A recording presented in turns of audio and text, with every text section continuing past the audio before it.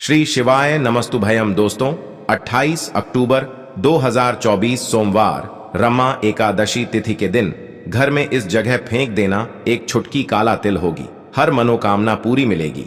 सभी दोषों से मुक्ति आपके सभी शत्रुओं का होगा। अंत दोस्तों, जैसा कि आप सभी लोग जानते हैं कि आज सोमवार रमा एकादशी का दिन पड़ रहा है, इसीलिए यह दिन बहुत ही खास है। क्योंकि देखिए दोस्तों, गुरु जी ने कहा है कि जब भी सोमवार रमा एकादशी तिथि पड़े तो आपको सिर्फ और सिर्फ एक छुटकी काला तिल वाला उपाय करना चाहिए। यह उपाय इतना खास है कि अगर आपने सही मुहूर्त पर सही क्रिया अनुसार एक छुटकी काला तिल वाला उपाय कर लिया, जो प्राचीन काल के समय का महा उपाय है, तो मान के चलिए दोस्तों, भगवान भोलेनाथ के आशीर्वाद से आपके जीवन का कितना ही बड़ा दुख हो, उससे आपको मुक्ति मिल जाएगी। आपकी कोई भी मनोकामना हो, मान लीजिए आप नौकरी की तैयारी कर रहे थे, आपकी नौकरी लग जाएगी, आपका बंद पड़ा व्यापार चल पड़ेगा। जिस बीमारी से आप बहुत दिनों से परेशान थे, उस बीमारी से आपको मुक्ति मिल जाएगी। आपके जीवन में धन आना शुरू हो जाएगा। आपके जीवन में धन आने के सारे रास्ते खुला जाएंगे। और मान के चलिए दोस्तों, फिर आपको किसी भी प्रकार की परेशानी का सामना नहीं करना पड़ेगा। इसीलिए दोस्तों, इस दिन आप लोगों को इस वाले उपाय को जरूर कर लेना है। भले ही आपने पूरे साल भर इस उपाय को ना किया हो, पर अगर आपने इस सोमवार रमा एकादशी के दिन अगर इस वाले उपाय को कर लिया, तो आपको इस उपाय को करने का वह फल मिलेगा जिसकी आपने कभी कल्पना भी नहीं करी होगी। इसीलिए आप लोग इस एक छुटकी काला तिल वाले उपाय को एक बार जरूर कर लेना, ताकि आप लोगों के हाथ से यह मौका ना जा सके और आपको इस उपाय को करने का फल मिल सके। दोस्तों, यह उपाय पंडित जी ने अपनी अभी की ही शिव महापुराण की कथा में बताया है, जो इस उपाय को आज हम आपको बहुत अच्छे से समझाने वाले हैं। इस वीडियो को देखने के बाद इस उपाय को समझने के लिए आपको कोई और वीडियो को देखने की जरूरत नहीं पड़ेगी। तो चलिए दोस्तों, उपाय को शुरू करते हैं। उससे पहले हे भोलेनाथ, आपके इस वीडियो को जो भी लाइक और चैनल को सब्सक्राइब करें, उसके जीवन में कभी दुख दर्द मत आने देना।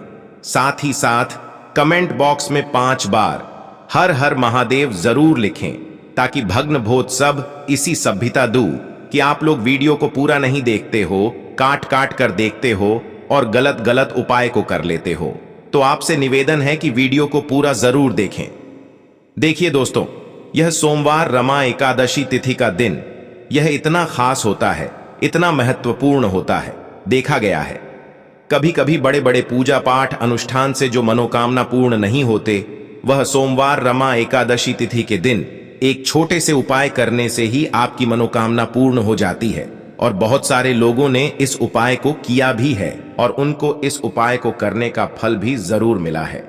अगर आप लोग भी इस उपाय को करना चाहते हैं, तो आप इस उपाय को पहले अच्छे से समझ लेना, सुन लेना, उसके बाद करना। आपको इस उपाय का फल जरूर मिलेगा। और इस उपाय को कर लेने से आपके घर में चाहे किसी भी प्रकार की दुख और समस्या क्यों ना चल रही हो, आपको उसका कारण भी नहीं पता है कि भाई यह समस्या किस कारण से चल रही है। उसका कुछ भी कारण हो सकता है, जैसे पितृदोष हो सकता है या किसी भी तरह का मंगल दोष भी हो सकता है। तो इस दिन आप लोगों को यह वाला उपाय कर लेना है। यह एक ऐसा उपाय है जिस उपाय को अगर किसी विशेष दिन पर किया जाए, तो भाई उस विशेष दिन का जो है वह तो हमें मिलता ही मिलता है, पर हमने उस दिन पर इस एक छुटकी काला तिल वाले उपाय को किया है, तो हमें उससे भी बड़ा फल मिलता है और फल बहुत जल्दी मिलता है, क्योंकि आप इस उपाय को बहुत ही बड़े और विशेष दिन पर कर रहे हो। तो चलिए अब उपाय के बारे में बात करते हैं, लेकिन उससे पहले आप लोगों को यह जानना आवश्यक है कि आखिर यह उपाय किस समय करना है, किसको करना है और कैसे करना है।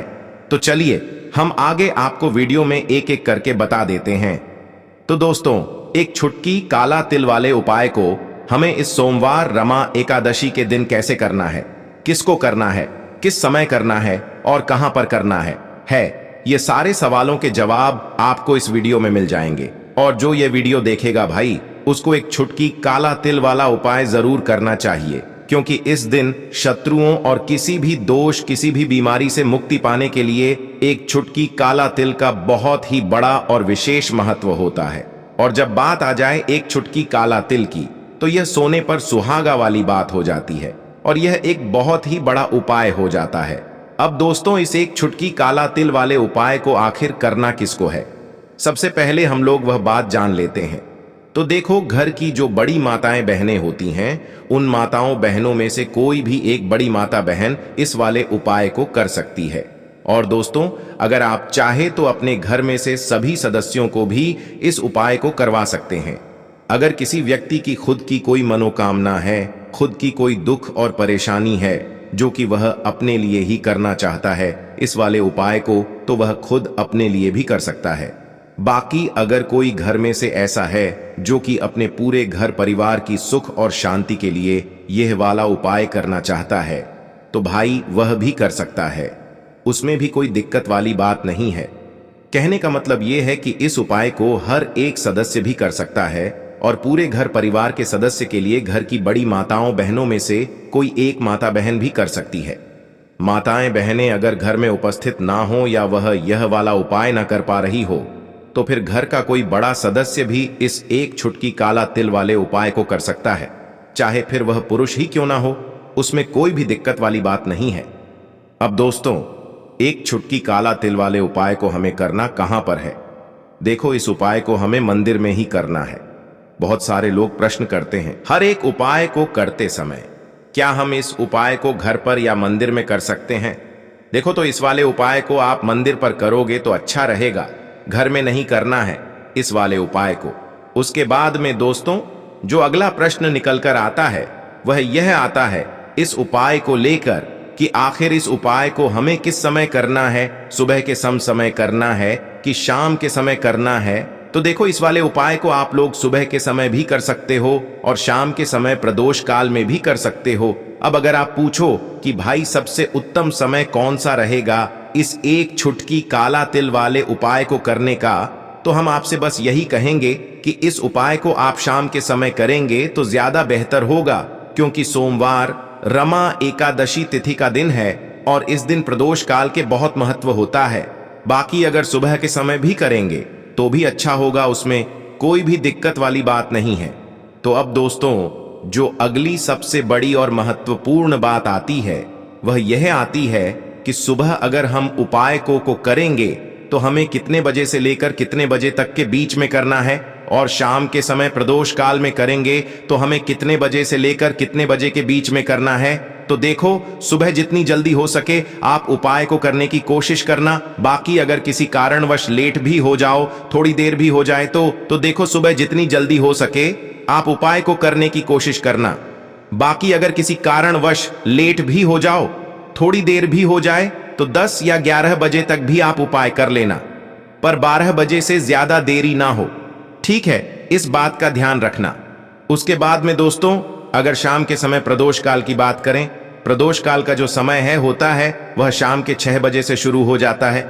मतलब शाम के 6 बजे से लेकर 7 बजे के बीच का जो समय होता है, यह समय प्रदोष काल का समय होता है। इस उपाय को 7 बजे या 8 बजे के बीच में भी कर सकते हो। मतलब शाम के 6 बजे से रात 8 बजे के बीच में आप कभी भी इस वाले उपाय को कर सकते हो, उसमें कोई भी दिक्कत वाली बात नहीं है। परंतु 28 अक्टूबर सोमवार रमा एकादशी तिथि के दिन कोशिश करना कि समय के अंतर्गत ही कर लो। किसी कारणवश न कर पाओ तो थोड़ा देरी से भी कर सकते हो। चलिए जानते हैं। देखिए, इस उपाय के लिए आपको 2 दीपक लेने होंगे। दोनों ही दीपक आप मिट्टी के भी ले सकते हैं और दोनों ही दीपक आप शुद्ध आटा मड़क के भी तैयार कर सकते हैं। अब दोस्तों, दोनों ही दीपक के अंदर आपको शुद्ध घी का प्रयोग करना होगा और एक दीपक के अंदर आपको गोल रुई की बाती का प्रयोग करना होगा और एक दीपक के अंदर आपको लंबी बाती का प्रयोग करना होगा। लंबी बाती वाले दीपक के अंदर आप मौली वाला जो धागा आता है कलावा का, उसकी बाती का प्रयोग भी आप लंबी बाती वाले दीपक के अंदर कर सकते हैं। देखिए, 2 दीपक वाला यह चमत्कारी उपाय केवल सोमवार रमा एकादशी की रात्रि में ही किया जाता है। इसीलिए आपको इस उपाय को बहुत ही ध्यान से समझना।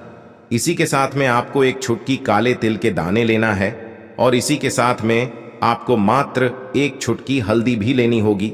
अब दोस्तों, यह सभी सामग्री लेकर के आपको रात्रि के समय पहुंच जाना है अपने घर में, जहां कहीं भी तुलसी जी का पौधा, तुलसी माता का निवास स्थान है, वहां पर देखिए दोस्तों, सबसे पहले तो आपके पास जो एक गोल बाती का दीपक, उसे आपको तुलसी जी के वहां पर प्रज्वलित करना है। दीपक को प्रज्वलित करते समय आपको ओम नमो भगवते वासुदेवाय इस मंत्र का 11 बार जाप कर लेना है। अब देखिए दोस्तों, आप जो एक छुटकी काले तिल के दाने लेकर के आए हैं, उन्हें आपको अपने सीधे हाथ में रखना है और जो आपने गोल बाती वाला दीपक प्रज्वलित किया है माता तुलसी जी के वहां पर, उसके ऊपर से आपको इन एक छुटकी काले तिल को घड़ी की दिशा में घुमाना है। आपको अपना नाम और अपनी गोत्र को बोल देना है और फिर आपको इन काले तिल को उससे जलते हुए दीपक के अंदर डाल देने हैं। देखिए, काले तिल भगवान विष्णु के पसीने से उत्पन्न हुए हैं और जब भी हम यह दीपक की रात्रि में प्रज्वलित करते हैं तो इससे हमें हमारे कर्ज में राहत मिलती है। हमारे जीवन में धन प्राप्ति के नए नए मार्ग खुलते हैं। हमारा अगर कोई भी कार्य रुका हुआ तो वह भी परिपूर्ण होता है। देखिए, गोल बाती का जो दीपक है, विशेषकर हम माता तुलसी के वहां पर भगवान विष्णु और माता लक्ष्मी के निमित्त प्रज्वलित कर रहे हैं। इस प्रकार से आपको यह दीपक प्रज्वलित कर देना है। अब जो आपके पास लंबी बाती का दीपक है, एक छुटकी काले तिल है, तो इससे आपको लेकर के पहुंचना है अपने घर के मंदिर में।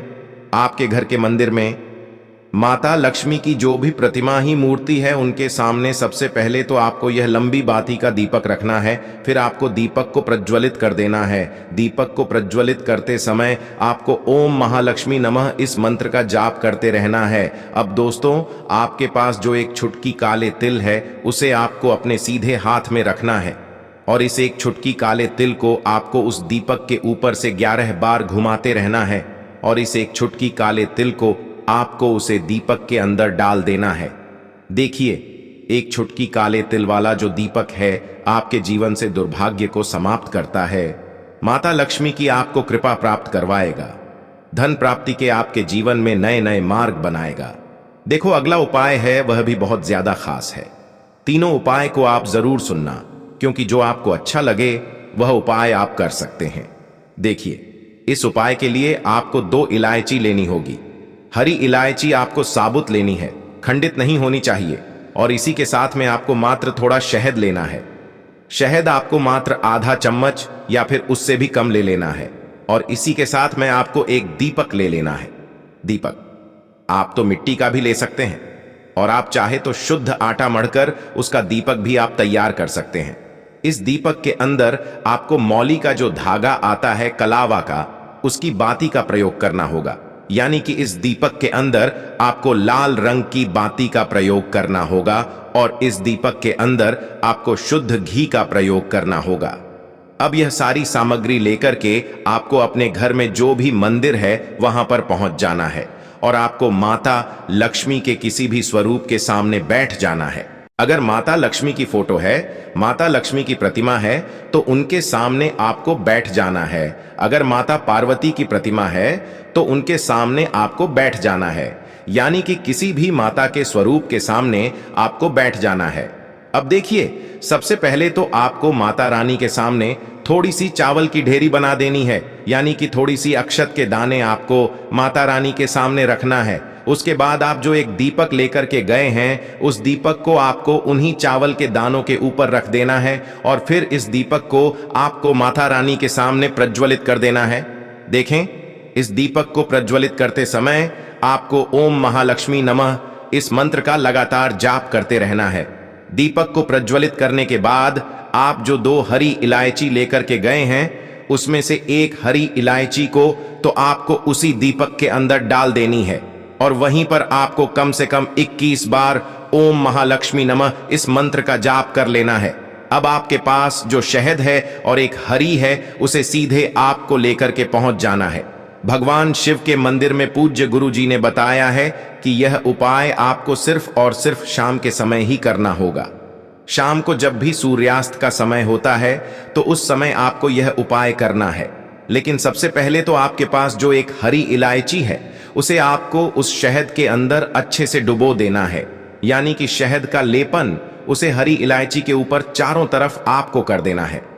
अब यह जो शहद से युक्त हरी इलायची है, इससे आपको भगवान शिव के शिवलिंग पर अर्पित देनी है और आपको वह श्री शिवाय नमस्तुभ्यं इस मंत्र का लगातार जाप करते रहना है। फिर इसके बाद आपको एक लोटा जल भी अपने साथ लेकर के जाना तो यह एक लौटा जल भी आपको धीरे धीरे शिवलिंग पर समर्पित कर देना है और आपको श्री शिवाय नमस्तुभ्यम इस मंत्र का जाप करते रहना है। फिर इसके बाद आपको अपने घर आ जाना है। इस प्रकार से आपको यह उपाय कर लेना है, आपकी हर मनोकामना 1 महीने के अंदर पूरी हो जाएगी। तो दोस्तों, ये थे पूज्य गुरुजी द्वारा बताए गए कुछ बहुत ही खास उपाय। अगर आपको जानकारी अच्छी लगी हो तो वीडियो लाइक करिएगा। मिलते हैं फिर एक नए वीडियो के साथ। श्री शिवाय नमस्तुभयम।